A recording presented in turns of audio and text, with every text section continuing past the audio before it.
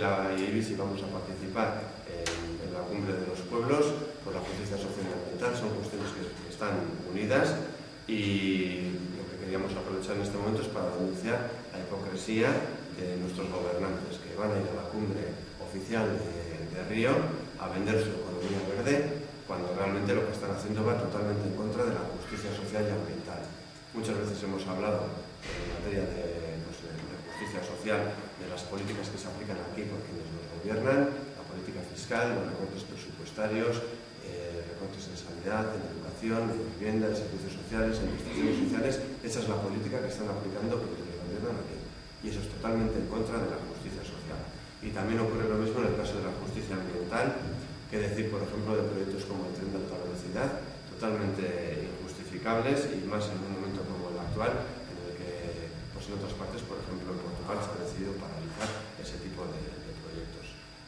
Lo mismo ocurre con otras grandes infraestructuras que se han construido, como la Supersur, o que todavía hay algunos que las defienden, como el puerto de Pasaia, que, bueno, pues que son totalmente inasumibles y que tienen graves consecuencias sociales, económicas y ambientales.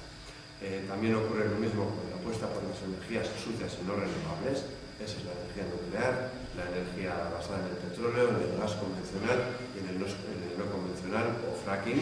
sobre el que en otros sitios no hay una moratoria, pero aquí ni siquiera se somete a informes medioambientales previos. Y lo mismo ocurre también con la apuesta por políticas de desarrollo de grandes centros comerciales y una ordenación del territorio supeditada a los intereses económicos, que facilita también el consumo o impulsa el consumo de productos producidos o fabricados a miles de kilómetros de distancia de aquí. Y lo mismo, como sindicato, denunciamos la exigencia escasa a las empresas que se hace sobre el cumplimiento de la normativa. Todo esto